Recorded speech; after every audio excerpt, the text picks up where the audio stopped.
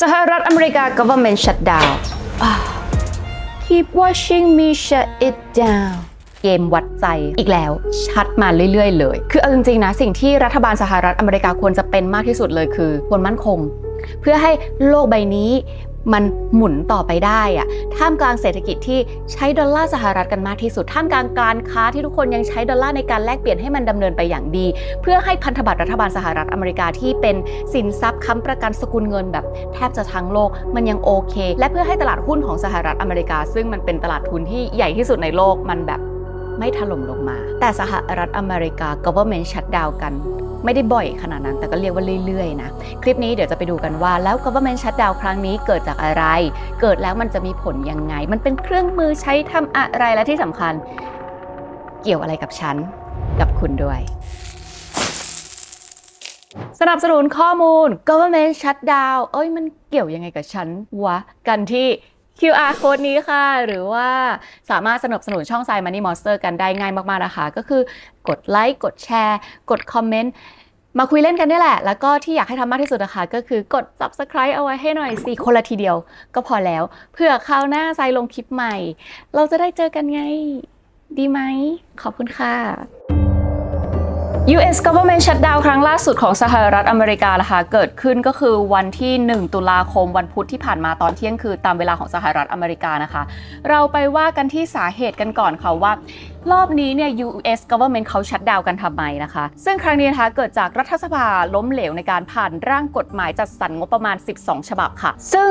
ปกตินะคะรัฐสภากับประธานาธิบดีเนี่ยเขาจะต้องลงนามเพื่อผ่านร่างกฎหมายกันตอนที่จะเปิดงบประมาณใหม่ค่ะซึ่งวันที่เปิดงบประมาณใหม่ของสหรัฐอเมริกานะคะก็คือวันที่1ตุลาคมพอดีแต่วันนั้นเนี่ย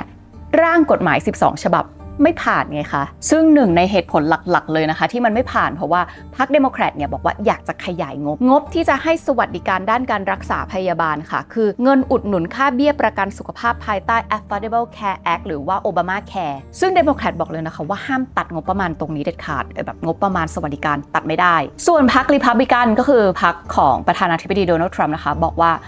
no ไม่เอาไม่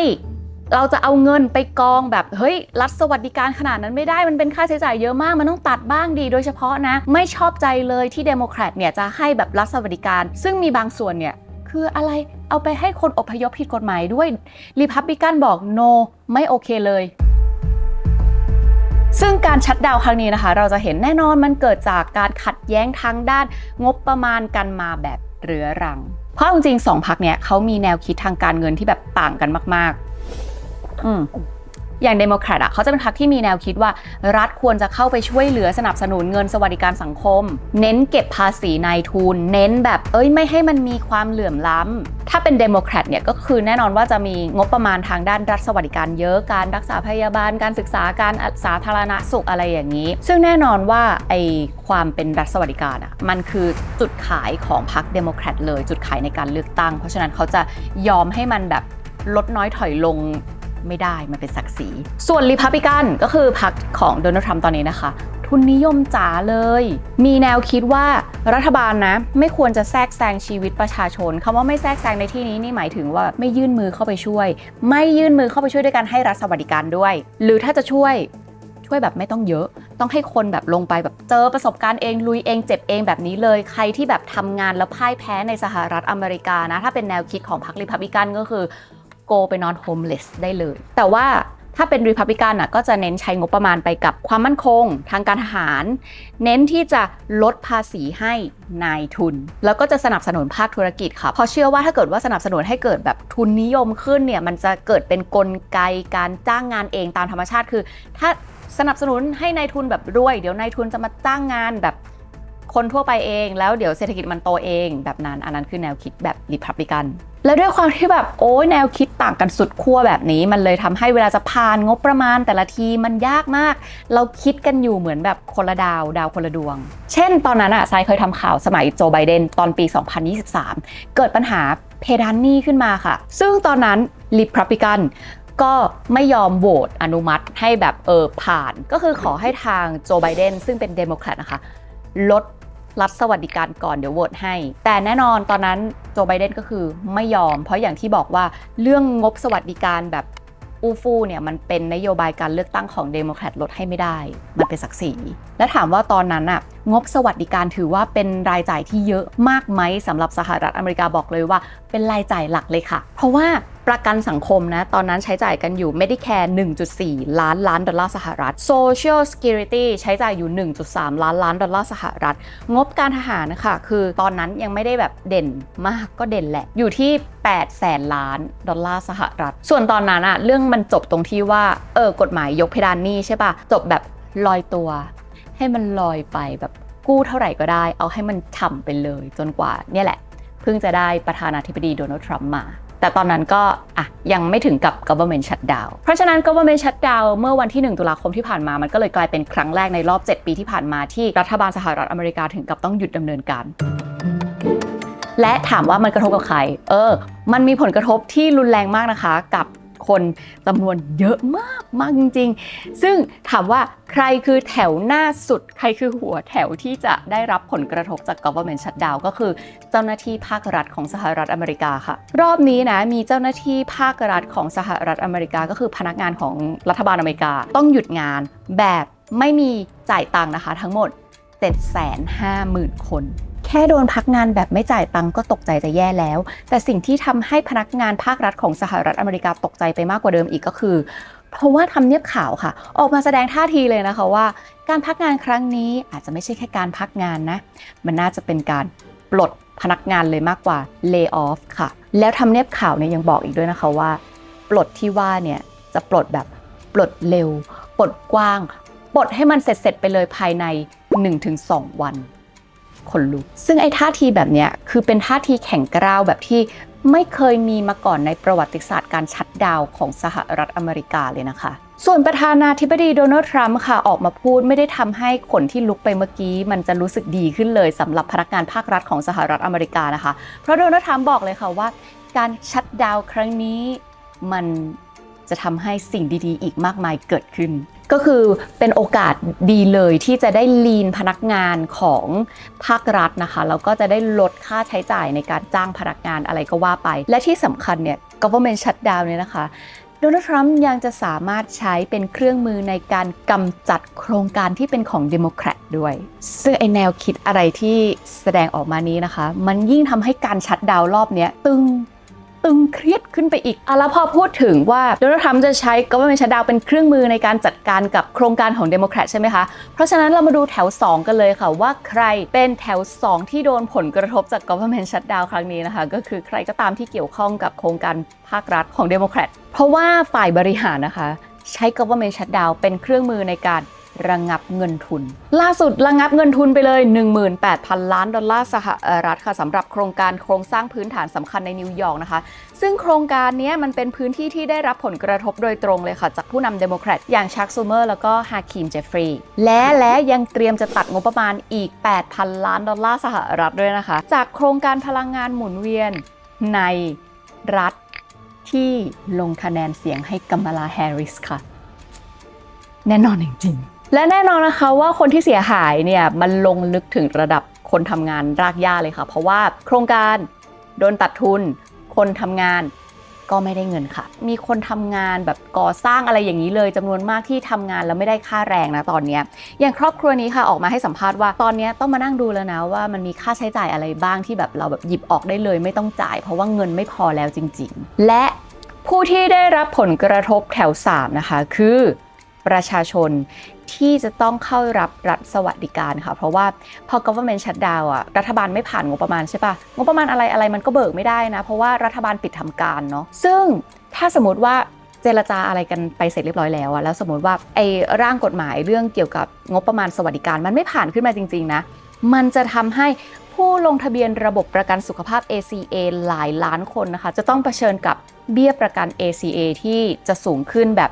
200หรือ 300% เลยดูจากแผนที่นี้นะคะเราจะเห็นว่าเนี่ยถ้าเกิดว่ามันไม่ผ่านขึ้นมาจริงๆนะไอ้เบี้ยประกัน ACA มันจะสูงขึ้นทั้งประเทศแหละแต่ส่วนที่จะสูงขึ้นแบบมากแค่ไหนก็ดูตามความเข้มของสีน้ำเงินเลยเพราะว่ามันสูงขึ้นไปได้แบบ2เท่า3เท่ายิ่งรัฐไหนเข้มจัดก็คือแพงตามนั้นเลยโอ้โหฟังดูแล้วแบบ government shutdown ของสหรัฐอเมริกาดูแบบเรื่องใหญ่เรื่องโตมากเลยมันจะกระทบกับพอร์ตชั้นหนักไหมอะไรใดๆเดี๋ยวฟังข้อมูลนี้ก่อนคือ government shutdown อ่ะคนได้รับผลกระทบเยอะมากจริงแต่เอาจริง government shutdown ในสหรัฐอเมริกาเกิดขึ้นเหมือนเป็นกิจวัตรของรัฐบาลนี้เลยก็ว่าได้นะเพราะว่านี่ไม่ใช่ครั้งแรกแน่นอนซึ่งมันเกิดมาแล้วแบบประมาณ 15-20 ครั้งที่ไซบอกเป็นตัวเลขชัดๆไม่ได้เพราะว่าโอเคบางครั้งก็ว่ามันชัตดาวน์มันชัตดาวน์กันไปแค่หลักชั่วโมงเนี่ยมันอาจจะไม่นับแต่ถ้าเกิดว่าอยากรู้ว่าแบบแล้วถ้าปิดกันเป็นหลักวันจริงๆเนี่ยมันมีนานที่สุดแค่ไหนก็มีตั้งแต่หลักวันหลักสัปดาห์เป็นเดือนเลยก็มีเราจะเห็นว่าในชาร์ตนี้ถ้าเกิดว่านับไปจริงๆมีตั้งแต่ครั้ง1980ที่โอเคหลายวันหน่อยส่วนที่เหลือลงมาหลังจาก1980ก็สั้นบ้างยาวบ้างจนกระทั่งนี่ปี2018คือการ government shutdown ที่นานที่สุดค่ะ35วันตอนนั้น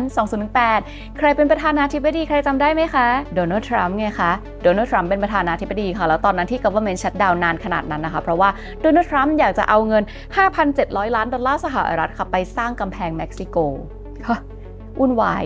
ถ้างั้นประเด็นต่อมาที่เราจะต้องรู้กันนะคะว่าถ้างั้น government shutdown อ่ะมันเกี่ยวอะไรกับฉันเหรอคืองี้นะถ้าเป็นเรื่องชาวบ้านทั่วๆไปเอาจริงๆใจไม่ถนัดหรอกค่ะแบบไม่ค่อยได้เข้าไปรู้เท่าไหร่ไม่มีเวลาด้วยอะไรด้วยแต่ถ้าเป็นเรื่องชาวบ้านที่มันเกี่ยวกับเงินในกระเป๋าเนี่ยต้องรู้นะคะถ้ายังไม่รู้ก็คือมาดูที่ช่องนี้เลยแล้ววันที่สหรัฐอเมริกาอยู่ๆจะ government shutdown ปิดทำการรัฐบาลในวันที่สงครามการค้าก็กำลังดำเนินอยู่เศรษฐกิจก็ไม่ได้ดีดอลลาร์ก็กำลังร่วงหนักอ่อนจัดขบวนการใดๆอย่างพี่บริกส์ที่นำโดยจีนรัสเซียอะไรอย่างนี้เนาะกำลังตั้งอกตั้งใจทำ de-dollarization ราคาทองคำมันกำลังแพงมันกำลังแรงมากๆเลยเดี๋ยมันยิ่งแบบagainst ดอลลาร์นะมันยิ่งทำให้ดอลลาร์แบบยิ่งอ่อนแย่ลงไปอีกแต่รัฐบาลสหรัฐอเมริกาทำอะไรตีกันอยู่แล้วก็ปิดทำการไปเลยมันไม่ดีแน่แหละเพราะเอาจริงๆสิ่งที่รัฐบาลสหรัฐอเมริกาควรจะเป็นมากที่สุดคือที่มั่นคงเลยค่ะเพราะว่าความมั่นคงของสหรัฐอเมริกาแล้วมันมีผลกระทบต่อการหมุนของโลกใบนี้เลยการหมุนที่ทรายพูดถึงเนี่ยคือการหมุนทางเศรษฐกิจของโลกใบนี้ค่ะเพราะว่าโลกใบนี้ยังไงสกุลเงินที่ใช้กันมากที่สุดยังเป็นดอลลาร์สหรัฐการค้าขายข้ามชาติยังใช้ดอลลาร์สหรัฐตลาดทุนที่ใหญ่ที่สุดคือตลาดหุ้นของสหรัฐอเมริกาค่ะแล้วพันธบัตรรัฐบาลสหรัฐอเมริกามันก็คือ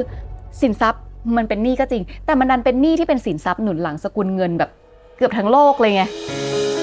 เพราะฉะนั้นสหรัฐอเมริกาต้องมั่นคงนะจะมาทำอะไรให้มันขาดความน่าเชื่อถือตอนนี้คือแบบไม่ได้อะแล้วตอนนี้ยิ่งไม่ใช่เวลาเลยด้วยเอาจริงๆอย่างที่ใจเคยบอกไปแล้วในแบบบางคลิปที่ผ่านมานะว่าตอนนี้เศรษฐกิจของโลกอ่ะมันกำลังขึ้นอยู่กับระบบเงินเฟียดใช่ป่ะเงินที่ออกโดยรัฐบาลแล้วเงินที่ออกโดยรัฐบาลมันไม่มีอะไรค้ำประกันนะไม่มีทองคำไม่มีอะไรค้ำประกันสิ่งที่มาค้ำประกันคือหนี้ค่ะคือพันธบัตรรัฐบาลของแบบหลายๆประเทศอย่างเงี้ยเพราะฉะนั้นเศรษฐกิจเรามันรันอยู่บนความเชื่ออยู่แล้วดังนั้นสหรัฐอเมริกาที่เป็นเศรษฐกิจอันดับหนึ่งของโลกแล้วก็มีหน้าที่เป็นเจ้าของสกุลเงินสำรองของโลกอยู่ต้องมั่นคงสิแต่สิ่งที่สหรัฐอเมริกาทำแต่ละครั้งนะคะอย่างเช่นคราวที่แล้วที่ไซเล่าให้ฟังเรื่องปัญหาเพดานหนี้ตอนสมัยโจไบเดนตอนนั้นนะคะสหรัฐอเมริกาก็คือโดนหั่นเครดิตเรตติ้งไปแล้วค่ะจาก AAA เหลือแค่ AA นะคะแล้วพอเครดิตเรตติ้งมันลงก็แปลว่าประเทศนั้นจะต้องจ่ายดอกเบี้ยสูงขึ้นจ่ายดอกเบี้ยสูงขึ้นก็คือความเสี่ยงที่จะ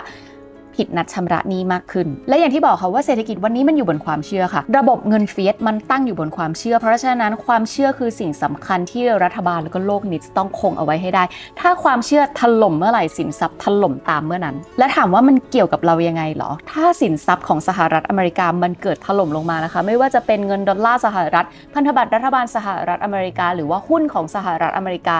ถ้ามันถล่มลงมาก็คิดได้ง่ายมากๆเลยค่ะก็คือใครก็ตามที่มีสินทรัพย์ของสหรัฐอเมริกาเอาไว้ในครอบครองอันนั้นเจ็บแน่ๆเป็นคนที่1ส่วนใครก็ตามที่ไม่ได้มีสินทรัพย์ของสหรัฐอเมริกาเอาไว้ในครอบครองนะคะคุณยังอยู่ในประเทศที่มีสกุลเงินหนุนหลังโดยสินทรัพย์ของสหรัฐอเมริกาไงคะแปลว่าเศรษฐกิจของประเทศคุณมันก็จะพังไม่ว่าคุณจะถือหรือไม่ถือคุณก็โดนผลกระทบอยู่ดีค่ะแต่ใดๆนะคะคำว่า government shutdown เนี่ยหลายๆคนก็บอกเหมือนกันนะคะว่ามันอาจจะเป็นแค่เกมวัดใจค่ะที่แบบเดโมแครตนะคะก็อัดเครื่องมาแบบฉันจะไม่ลดค่าสวัสดิการส่วนริพับลิกันก็แบบว่าอัดเครื่องมาอีกคนนึง ส่วนฉันเนี่ยก็จะสนับสนุนนายทุนให้เต็มที่เลยนะคะแล้ว2 คน 2 พรรคเนี่ยก็วิ่งพุ่งเข้ามานะคะเหมือนทำท่าจะชนกันให้ได้เลยแล้วสุดท้ายก็ทั้งคู่เหยียบเบรกจบเขาอาจจะแค่ขู่กันเฉยๆไม่ได้น่าจะมีอะไรเกิดขึ้นขู่กันแบบหอมปากหอมคอแค่นั้นนะคะคลิปนี้ขอบคุณกาแฟจาก Duchess นะคะ